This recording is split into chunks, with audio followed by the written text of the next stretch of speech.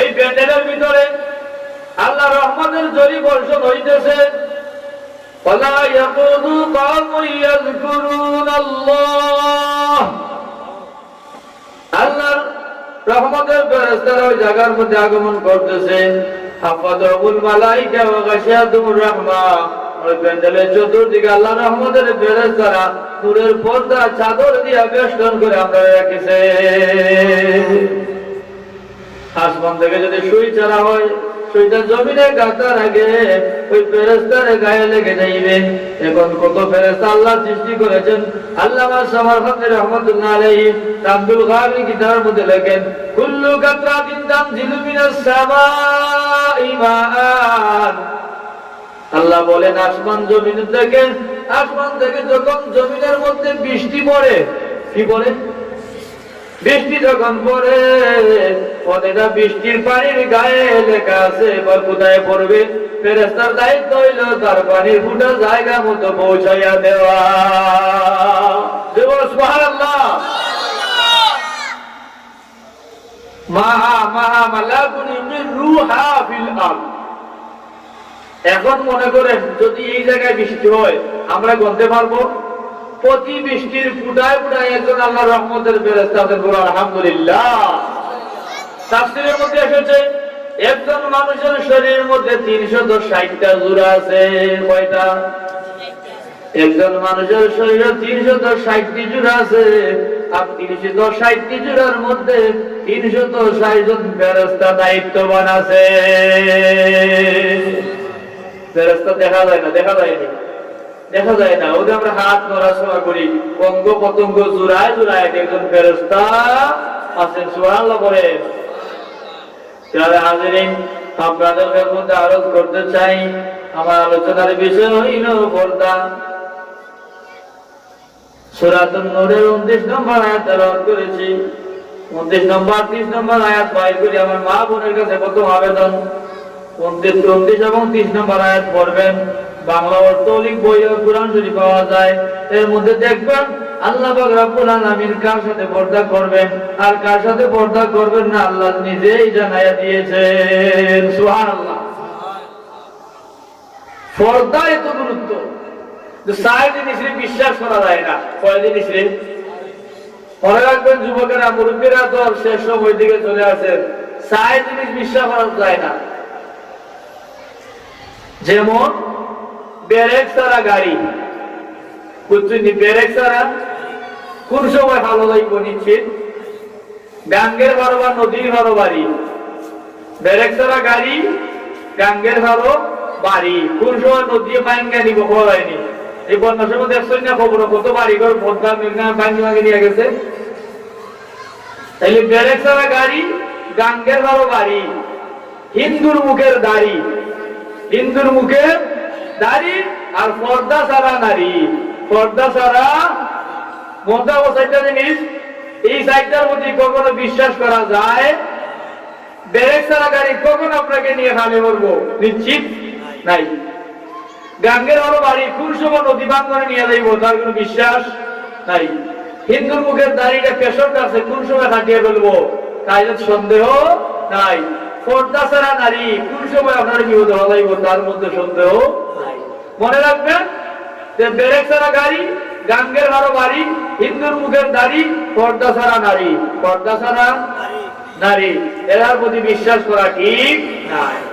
এই জন্য আপনাদের মধ্যে আলোচনা করতে চাই, হযরত ফাতিমা জোহরা রাদিয়াল্লাহু তাআলা আনহা একবার আমার নবীজিকে বলেন, ইয়া রাসূলুল্লাহ, ইয়া হাবিবাল্লাহ, দয়াল নবীজি গো, আমি জানতে চাই গো আমার সাথে জান্নাতে কে থাকবে? আমার নবীজি বলেন, মা গো, তুমি যখন আমার কাছে জানতে চাও আমি জানিয়ে দিতে চাই, ওই যে জঙ্গলের কাটুরি আছে, ওই কাটুরিয়ার স্ত্রী তোমার সাথে জান্নাতে থাকবে। সুবহানাল্লাহ। আবার তোমার মনে আছিল আরো কোন নবীর মেয়ে হইবা, কোন নবীর স্ত্রী হইবা। আমার নবীজি বলেন, না গো মা, না না, ওই কাটুরিয়ার স্ত্রী তোমার সাথে জান্নাতে থাকবে। জিকাইলাম কেমনে?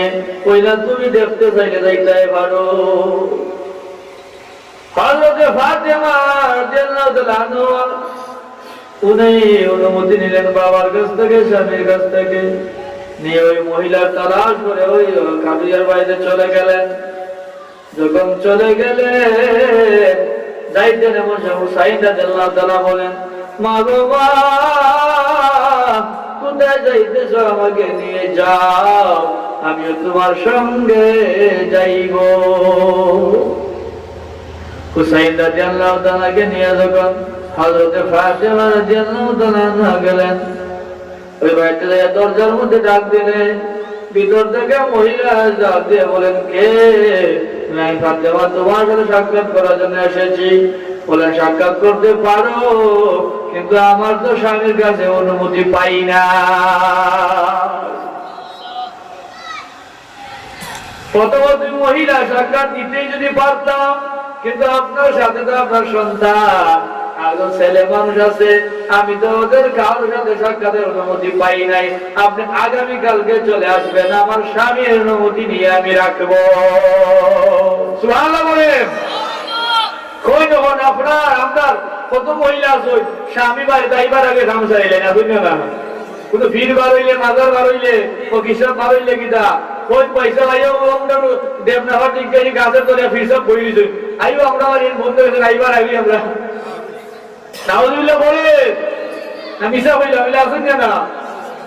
তো এটা আমরা করে তাই আইবার আগে এই দুদিকে চাই দেব যে ফিরসব এখন দেখা যায় যে আপনার গাছের তোলে বস্তা করতে যা বই দিছে। ও মা বোনেরা, হাতে ধরি পায়ে পড়ি, একজন মহিলা জান্নাতে যাওয়ার জন্য 4টা শর্ত আছে। যদি মহিলার মধ্যে 4টা শর্ত, 4টা গুণ পাওয়া যায়, ও স্বামীরে তুমি নিশ্চিত থাকিও তোমার স্ত্রী জান্নাতি হয়ে গেছে। 4টা গুণ কি জানে? 4টা গুণের মধ্যে একটা গুণ হইল পর্দা,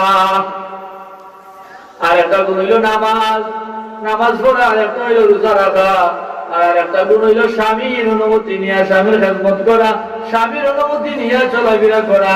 নামাজ, রোজা, পর্দা, স্বামীর অনুমতি, ওই 4 জিনিস যেই মহিলার কাছে আছে, ওই মহিলা আমার আল্লাহর জান্নাতি। সুবহানাল্লাহ বলে। ও মা বোনেরা, হাতে তুলি পায়ে পড়ি গো, সুন্দর করে সাজগুজ করে বাইরে যাইও না। বাইরে সুন্দর করে সাজগুজ করে যাওয়াটা হারাম, যাওয়াটা হারাম হারাম। তোমার সাজগুজ করো, করে তোমার স্বামীকে দেখাও, এটা তোমার জন্য জায়েজ। স্বামীকে দেখাইবা, স্বামী দেখবে, হাসবে, যত সময় হাসবে তত সময় তোমাদের আমলনামার মধ্যে নফল সওয়াব লেখা হইতে থাকবে। আমরা এটা তো বুঝে না, এটা আমরা মহিলাও যেটা বুঝুন না। কোনো জায়গায় যাইতেই লিখিতা বলো, ওই স্টিলের কাপড় পার করতে বাইরে তুই দিয়ে আধা ঘন্টা দেখি গাড়ি ড্রাইভারে খাইলে আইও বলে কল দে, বাড়ি যাই। পুরুষ তো বাড়িয়ে বোয়া, পুরুষ কিতা বাড়িয়া খাইলে বলে আইরা ওটা করতে হবে এখনো বাইলে না, খালি সাজর দেখতো সিনজি ড্রাইভার বেটায়, রিক্সাওয়ালা বেটায়, বাজারের বেটায়, এগুলো দেখা হারাম হারাম হারাম। তুমি সাধু, এই সাধু করে তোমার স্বামীকে দেখো। একমাত্র মহিলার সুন্দরতার স্বামী ছাড়া আর কেউ দেখতে পারবে, অন্য কেউ দেখা কি খারাপ। এই জন্য বললাম পর্দা ছাড়া নারী, মনে রাখবেন, ব্রেক ছাড়া গাড়ি, পর্দা ছাড়া নারী, গাঙ্গের ভালো গাড়ি, হিন্দুর মুখের দাড়ি। এই 4টা জিনিস জঘন্য, এদেরকে বিশ্বাস করা যায়। যেমন সাপের বাচ্চাকে দুধ দিয়ে লালন পালন করলে যখন বড় হইব, তার খাসিয়ত নেস মারা, সুবল মারা, বড় হইলে আপনি পারছেন বুঝতো না আপনার এই সুবল, আপনার কি করবো সুবল দিব, এরারে বিশ্বাস করতে নাই। এই জন্য আমার মা বোনা, হাতে ধরি পায়ে পড়ি, সূরাতুন নূরের 29 নম্বর 30 নম্বর আয়াত নাযিল হয় কিভাবে জানেন? আমার নবীর কাছে একবার একজন ব্যক্তি এসে বলে, ইয়া রাসূলুল্লাহ, ইয়া হাবিবাল্লাহ, দয়াল নবীজি গো, আমি রাস্তার দিকে যাই, হঠাৎ করে একজন সুন্দরী মহিলার দিকে তাকাইলাম। মহিলার দিকে তাকাইয়া আমি যাইতেছি, যাইতে আমি একটা ওয়ালের মধ্যে টাস লাগিয়েছে, টাস লাগিয়ে আমার কান দিয়ে রক্ত বাইরে গেছে। সুবহানাল্লাহ বলে। এটা তোমার পাপের শাস্তি হইছে, তুমি কেন বেগানা মহিলার দিকে তাকাইলা? একবার যদি তোমার হাঁটার তালে চৌকোর সামনে পড়ে যায় দেখলা, দ্বিতীয়বার তাকানো তাকাইয়া চাওয়াটা হইল গুনাহে কবিরা হারাম। সুবহানাল্লাহ বলে। আমরা তো রাস্তা হয়ে গেলে একবার দিকে সুন্দর হলে আবার এতিমের উদা হইলে চেষ্টা করি। আসলে কিছু মানুষ ড্রাইভিং করে সিট থাকি বইয়া হইলে যায়, বোধ এতিম মহিলা কোনোদিন দেখছে না। নাউযুবিল্লাহি মিন যালিক। না মিশা হইলা আমরা মা হইলে মুসলিম দিলা যাইতা না, পর্দা এইটা। আপনার ইমপ্রিজিং এর মামলা দিয়েছেন, যদি ইমপ্রিজিং হয় কোন মাদ্রাসার ছাত্রী কোন পর্দাশীল মহিলার উপরে ইমপ্রিজিং আজ পর্যন্ত হয় নাই। বেপর্দা বেহায়াপনা সালামিরা যারা করেছে তারা ইমপ্রিজিং এর মধ্যে তারা পড়েছে। কোন মাদ্রাসার মেয়ে পড়ে নাই, কোন পর্দাশীল মা বোন এখন ইমপ্রিজিং এর মধ্যে পড়ে। ইমপ্রিজিং মানে কি? উত্ত্যক্ত করা, ছেলেরা রাস্তাঘাটে এদেরকে কিটা উত্ত্যক্ত করা, এই অশ্লীল কথাবার্তা অঙ্গভঙ্গি দিয়ে তাদেরকে কিটা পদদয় বিনিময় করা, বলে নাউযুবিল্লাহ। এর নাম হইল ইফতিজিং। বাংলাদেশে ইফতিজিং এর আইন আছে, যদি মহিলা দরখাস্ত করে সরকারের কাছে গ্রেফতার হবে। গ্রেফতার করে ব্রাহ্মণ আদালত যতদিন শাস্তি ততদিন দিবে, এর কোনো কোর্ট নাই। টাইম শেষ হইলে ওনাকে বাইরে করে দেওয়া হবে, এর আগে ওনার কোনো কিটা কোর্ট নাই, কেস নাই, আজিরাও নাই। প্যারে হাজির, আপনাদের মধ্যে আলোচ করতে চাই হযরত ফাতিমা ওই গাদুরিয়া মহিলার বাড়ি থেকে যখন ফিরে আসলেন, আসিয়া বাবার কাছে বলেন, বাবা গো, ওই মহিলা সাক্ষাৎ দেয় নাই, আমার হুসাইনের সঙ্গে ছিল, আগামীকালকে যাওয়ার জন্য বলতে স্বামী অনুমতি রাখবে। আগামীকালকে হযরত ফাতিমা যাবে। হাসান ডাক দিয়ে বলেন, মা গো, মা কোথায় যাচ্ছ? আমাকে তোমার সঙ্গে করে নিয়ে যাবা। পরের দিন হাসান রাদিয়াল্লাহু সঙ্গে করে নিয়ে গেলেন। ওই মহিলা ডাক্তার বলে, কতদিন অনুমতি পাই নাই, আজ তোমার যদি সাক্ষাৎ করার জন্য অনুমতি পেয়েছিলাম, কিন্তু তোমার সঙ্গে দেখা যায় আরেকজন সন্তান কে আছে আবার শুনতে পাইলাম, আমার চোখ দিয়ে দেখলাম না। ওই সন্তান ওই মানুষ থাকার কারণে আমি তোমার সাথে অনুমতি পাইলাম, তোমার সন্তানের সাথে দেখা করার অনুমতি পাইলাম না। সুবহানাল্লাহ। কি ছিল স্বামীর অনুগত্য, স্বামীর আনুগত্য কতটুকু মহিলার মধ্যে। আর বর্তমানে মহিলা আনুগত্য করতো কি বদনাম গাইতে গাইতে শেষ। নাউযুবিল্লাহ মিন যালিক। ও মুসলমান, আমার মা বোনা, হাতে তুলি পায়ে পড়ি, বারবার কথাটা বলে যাচ্ছি গো মা, আমারও মা বোনের আছে তোমাদের মতো। আমি কাউকে আয়ারেজ করার জন্য নয়, কাউকে টার্গেট করার জন্য বলছি না। যদি চারটা গুণ তোমার মধ্যে থাকে গো মা, তুমি আল্লাহওয়ালা হয়ে গেলা। তুমি নামাজ পড়বা, রোজা রাখবা, স্বামীর খেদমত করবা, পর্দার ভিতরে থাকবা, ওই চারটা গুণ তোমার কাছে থাকে গো মা, তুমি আল্লাহর জান্নাতি হয়ে যাইবা। আল্লাহ আমরা এলাকার মা বোনদেরকে, আমরা পরিবার পরিজনে আমরা মা বোনদের জান্নাতি বানাও, পরেজগার ও মুত্তাকি আল্লাহওয়ালা আবেদা সলিহা নেককার বানাইয়া দাও গো আমিন। বলুন সাল্লাল্লাহু আলা মুহাম্মদ সাল্লাল্লাহু আলাইহি ওয়াসাল্লাম, সাল্লাল্লাহু আলা মুহাম্মদ সাল্লাল্লাহু আলাইহি ওয়াসাল্লাম। প্যারা হাজিরিন, হযরত ফাতেমা রাদিয়াল্লাহু তাআলা বলেন, বাবা গো, ইয়া রাসূলুল্লাহ, দয়াল নবীজি, আমার বিশ্বাস হয়ে গেল গো, জান্নাতের মধ্যে ওই কাঠিয়ার স্ত্রী আমি ফাতেমার সঙ্গে থাকবা। এই বলে ডাক দিয়ে বলেন, ইয়া রাসূলুল্লাহ, ইয়া হাবিবাল্লাহ, দয়াল নবীজি গো, আমাদের জন্য দোয়া করো, আল্লাহ যেন আমাকে বেপরদা বানায় না। আমি ফাতেমার ইন্তেকালের সময় যেন আমি পর্দা নিশিন হয়ে কবরে যাইতে পারি। হযরত ফাতেমা রাদিয়াল্লাহু তাআলা ইন্তেকালের আগে হযরত আলী রাদিয়াল্লাহু তাআলা ডাক দিয়ে বলেন, বাড়িতে ইমাম হাসান হুসাইন দুটো ভাইকে নিয়ে কলসি দিয়ে পানি আনিয়া গোসল দেন, চোখের পানি ছেড়ে ছেড়ে কাঁদেন আর বলেন, হাসান হুসাইন রে, আমি মার হাতে শেষ গোসল তোমাদেরকে দিতেছি। আমার মন বলে রে, আর তোমাদেরকে আমি গোসল দিতে পারবো না। এই পৃথিবী আমার বিদায়ের ঘন্টা বেজে যাইতেছে, তোমার নানা জান রাহমাতুল লিল আলামিন আমার জন্য অপেক্ষা করতেছে। সুবহানাল্লাহ। এই কান্নার মধ্যে হযরত আলী রাদিয়াল্লাহু তাআলা হাজির হয়ে গেলেন। আলী রাদিয়াল্লাহু তাআলা হাজির হওয়ার পরে হযরত ফাতেমা রাদিয়াল্লাহু তাআলা আরেক মশকে অনেক কলস বানিয়ে নিয়ে বললেন, স্বামী গো, আমার চারটা দরখাস্ত আপনার কাছে করবো।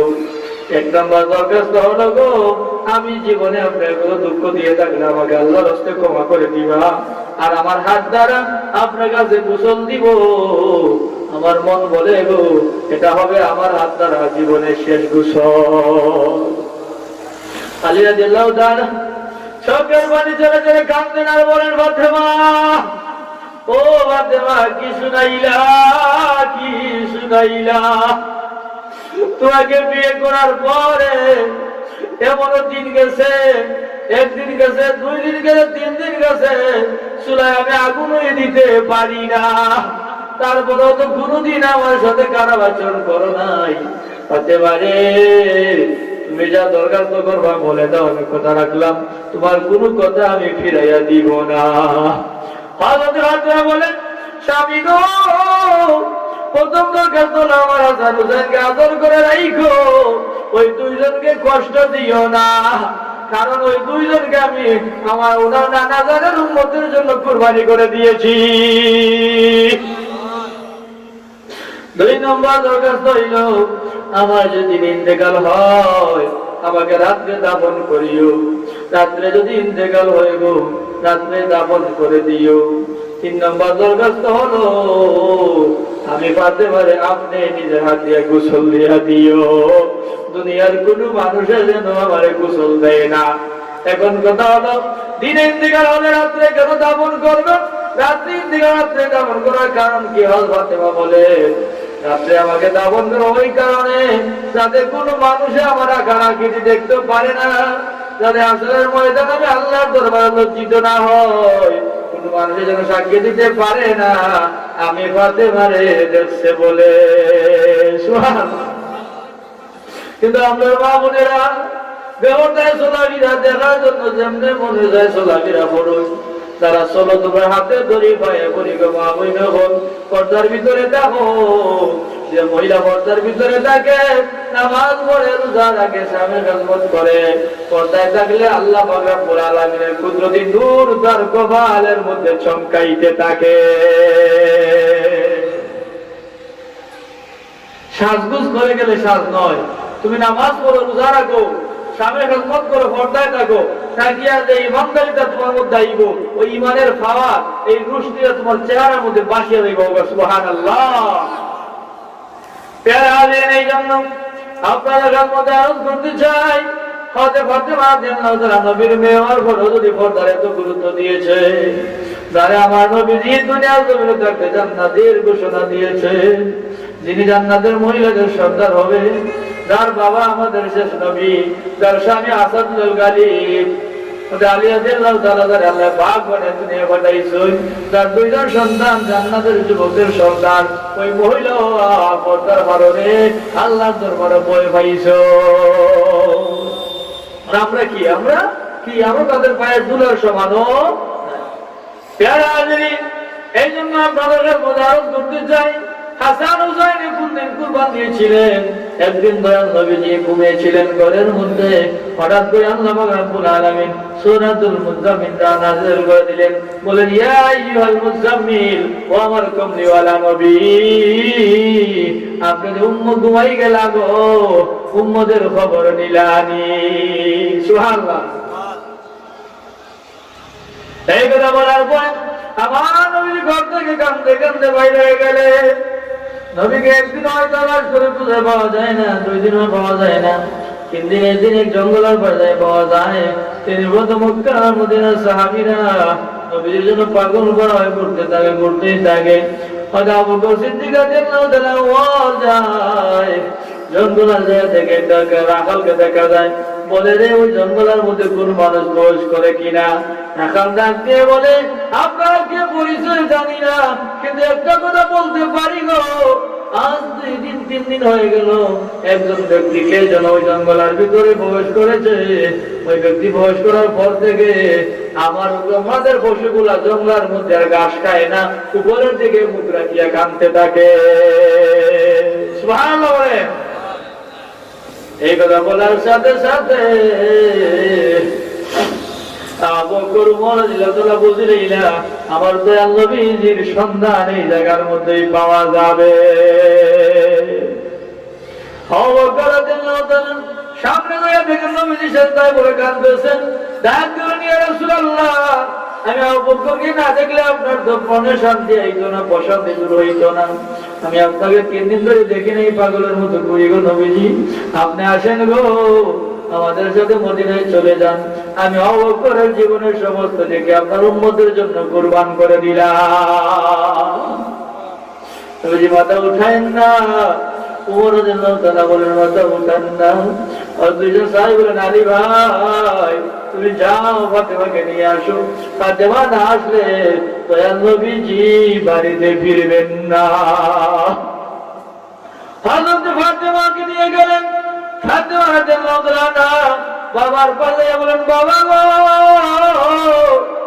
ও বাবা, হাসান হুসাইনকে একদিন না দেখলেও আপনার মনে শান্তি পাইতো না। হাসান হুসাইন নানা নানা বলে পাগল হয়ে যাইতো। আজ 3 দিন ধরে আমাদেরকে নাই কেমনে জঙ্গলায় থাকো গো, আসো গো, বাড়িতে চলে আসো। হাসান হুসাইন আপনার জন্য অপেক্ষা করতেছে। আমার নবীজি মাথা উঠান না। এমন সময় ফাতেমা সেজদা করে বলেন, বাবা তোর কথা যদি রাখো না গো, একটা কথা রাখো গো বাবা, আমি ফাতেমার 2 জন সন্তান, আমার হাসান হুসাইনকে আপনার উম্মতের জন্য আমি আল্লাহর রাস্তায় কুরবানি করে দিয়ে দিলাম, মাথা উঠান। এই কথা বলার সাথে সাথে আমার দয়াল নবী মাথা উঠাইয়া বাড়িতে চলে আসলেন। সুবহানাল্লাহ। ও মুসলমান, এই জন্য আজকে ধরে পায়ে পড়ি গো, নবীর মহব্বত আমাদের অন্তরে রাখা দরকার আছে না? নবীর মহব্বত অন্তরে রাখবা, আহলে বয়তের মহব্বত করবা। আহলে বয়তের মহব্বত নিয়ে কবর গেলে তাদের দিদার নসিব হয়ে যাবে। কারবালার ময়দান যেদিন আরম্ভ হইব, হুসাইন রাদিয়াল্লাহু তাআলা কারবালার ময়দানে যেদিন অবস্থান হয়ে গেলা, ওই দিন আর ওই এরিয়া সব জায়গা নিস্তব্ধ। পায়ের ঘোড়াটা এর আগে হইল নবীজি একবার উনার স্ত্রী উম্মে সালমা জয়নব বিনতে জাশকে বললেন, ও জয়নব বিনতে যাও উম্মে সালমা, উম্মে সালমা তোমার কাছে একটা বোতল দিলাম। কি দিলাম? বোতলের ভিতরে দিলাম মাটি। কি দিছে? বলেন, ও জয়নব বিনতে জাশ, তোমার কাছে মাটিটা দিয়ে দিলাম গো। বলেন, এই মাটি দিয়ে আমি কি করবো?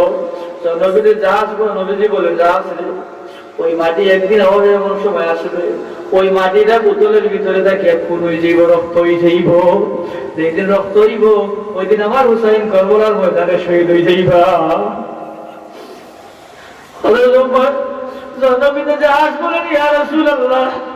এটা আমি কি আমার ভাইয়ের সঙ্গে যাইব? নবীজি বলেন, তুমি একা যাইবা না, আমার আগের স্ত্রী হলে সালমাও তোমার সঙ্গে যাইবা।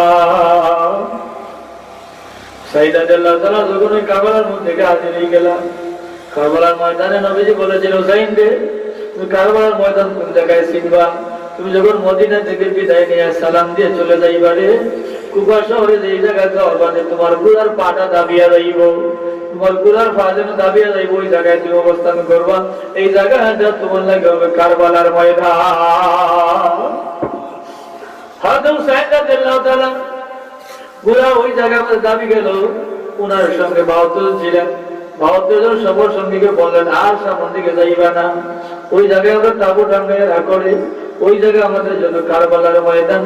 যাও যাও, পাশের গাছ কাটে নিয়ে আসো, লাকড়িয়া আমরা তাবু বানাইব। সাহাবীরা, নবীর সাহাবী যারা ছিলেন, হুসাইনের সঙ্গী ভাইরা, কেউ কেউ গাছ কাটার জন্য যায়, গাছের মধ্যে কোরাল দিয়ে আঘাত করে রক্ত বাইরে হয়। ওরা দৌড়ে আসিয়া বলে, হুসাইন, ও নবীর আদরের নাতি, আমরা মুসলমানদের সর্দার, আমরা গাছের মধ্যে আঘাত করার সাথে সাথে রক্ত বাইরে গেছে, আমরা গাছগুলা কাটতে পারলাম না। হুসাইন রাদিয়াল্লাহু তাআলা বলেন, তাইলে সত্যি সত্যি আমার বুঝতে বেশ কম হলো না, আমরা সঠিক জায়গার মধ্যে এসেছি। ওই জায়গাটা হবে আমাদের জন্য হস্তে কারবালা। আল্লাহুম্মা সাল্লি আলা সাইয়্যিদিনা মাওলানা মুহাম্মদ ওয়া আলা আলিহি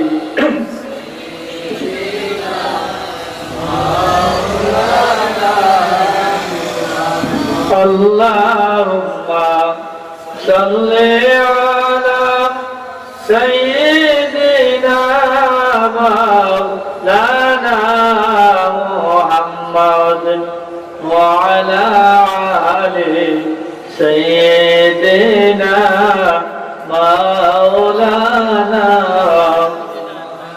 প্যারা আলীন আপনাদের খেদমতে আরজ করতে চাই, কারবালার ময়দান যদি আরম্ভ হবে আর চতুর্দিকে নিরাই নিস্তব্ধ হয়ে গেল, কে যেন বলা বলি করতেছে, হায় রে হায়, নবীজির আদরের নাতি উনার দল নিয়ে কারবালার ময়দানে বিরোধে পড়ে গিয়েছেন। এমন সময় একজন মহিলা ওই রাস্তা দিয়ে হাঁটিয়া যায়, মহিলার কানের মধ্যে আওয়াজ চলে যায়, কে যেন ডাক দিয়ে বলে, আব্দুল ওয়াহাবের মা গো, কারবালার ময়দানে নবীজির আদরের হুসাইন বিপদে। এই কথা বলা মাত্র ওই মহিলার অন্তরের মধ্যে ধাক্কা লাগি যায়, মহিলা দৌড়ে বাড়িতে যায়, বলে আব্দুল ওয়াহাব ওই রে তুমি, ডাক দিয়ে বলে কি গো মা, কি হয়েছে? মা বলে 4 দিন হয়েছে তোমাকে বিয়ে করাইলাম, কিন্তু আমি তো শুনতে পারলাম কারবালার ময়দানে জানি নবীজির আদরের হুসাইন বিপদে। আমার মন বলে রে, আমার 14 বছরের যুবক শৈলে তুই বাড়িতে থাকবা, নবীজির নাতি বিপদে পড়বা, আমার মন মানে না। আমি বলি রে বাবা, তুমিও কারবালার ময়দানে চলে যাও। এই কথা বলা মাত্র আব্দুল ওয়াহাব ঘর থেকে বাইর হইয়া গুড়ানে আর একটা তলোয়ার আনে, আনিয়া মায়ের কাছে যায়, যে ডাক দিয়ে বলে, মা গো মা, আমাকে বিদায় দিয়ে দাও, আমি কারবালার ময়দানে চলে যাই। যদি 82 গমা দেখা হবে না দেখা হবে কালা সরে, আমি বিদায় চাই গো মা, দুধের দাবি ছেড়ে দাও। মা ডাক দিয়ে বলে, ও আব্দুল ওয়াহাব রে, আমি হাসি মুখে তোমার বিদায় দিয়ে দিলাম রে, আমার মাল কলিজা ওই দিন শান্তি হবে। হাসরের ময়দান যেদিন গায়ে হইব, লক্ষ লক্ষ কোটি কোটি মানুষের সামনে আল্লাহ রাব্বুল আলামিন আমাদের শহীদের মা বলে যখন ডাক দিবে, আব্দুল ওয়াহাব দৌড়ে যায় স্ত্রীর কাছে, তাই বলে, স্ত্রী গো, আমাকে বিদায় দিয়ে দাও, মোরে দাবি ছেড়ে দাও, আমি কারবালার ময়দানে চলে যাইতেছি। যদি 82 দেখা হবে না হয় দেখা হবে গো কালাসরের ময়দানে।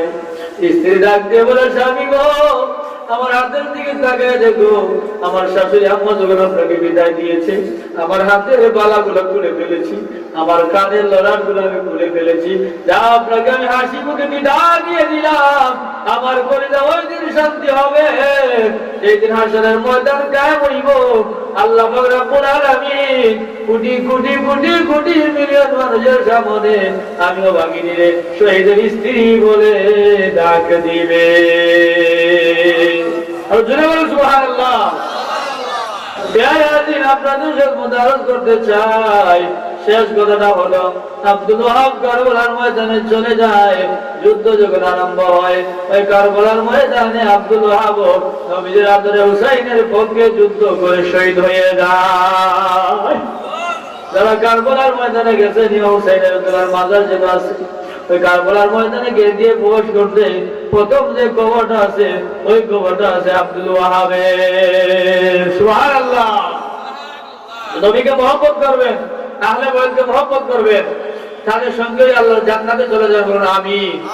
আমার মা বোনেরা পর্দার ভিতরে থাকবেন, পর্দা ইজ্জত বাড়ায়, সম্মান বাড়ায়, পর্দা মানুষকে বেইজ্জতি থেকে রক্ষা করে। বলুন না সুবহানাল্লাহ। শেষ কথাটা হলো, যদি মনে করেন আমাদের এলাকার একজন মেয়ের বিয়ের আলাপ আসে, আপনাদের তো মুরব্বীকে জিজ্ঞাসা করেন, অমুক সাহেবের বাড়িতে যাইতাম, জিগাইলা খেলা কি, কইলা দেও ওনার এখন মেয়ে আছে বিয়ে লাভের জন্য খোঁজ যদি ও বুঝছি খিতা বুঝুন যে মই মেয়েটার দাম বাড়ছে না কমছে খোঁজ যদি হবে ও বুঝছি ও বাড়ি চাই মেয়ের দাম বাড়ছে না কমছে আর যদি কই আপনি অমুকের বাড়িতে অমুকের মেয়ে বিয়ের উপযুক্ত হয়ে গেছে আমি এখনো কইতাম পারি না আলহামদুলিল্লাহ মেয়ের দাম বাড়ছে না কমছে বাড়ছে ও মা বোনেরা দুইটাই কথা বললাম বুঝলে বুঝবা তা নাইলে তেজ কথা বুঝলে বুঝবা তা নাইলে তেজ কথা যেটা না দিলেও হয় না দিলেও হয় না চিরন্দি কথা তেজ কথা না দিলে গ্রাম হয় না দিলে খাইনি তেজ কথা বুঝলে বুঝবা তা নাইলে তেজ কথা যার দিন জবাবদারি দেওয়া লাগবো আমার তো আমি তোমার বাবাটা বাবা দেওয়া লাগবো আমি দেওয়া লাগবে আমরা হক খোয়া হেদাত করা মালিককে আল্লাহ হেদাত করা মালিক আল্লাহু ইয়াহদি মান ইয়াশা আল্লাহ যখন ইচ্ছা তখন যাকে খুশি তাকে হেদায়েত করবে যদি কপালের মধ্যে হেদায়েত থাকে না তাহলে আপনি আমি সারা দিন ওয়াজ করলে কবুল হবে না আল্লাহ আজকের মাহফিলকে কবুল করো কিয়ামত পর্যন্ত এই জায়গার মধ্যে জারি রাখো সবাই আমিন ওয়া আমিন দাওয়ানা আলহামদুলিল্লাহি রাব্বিল আলামিন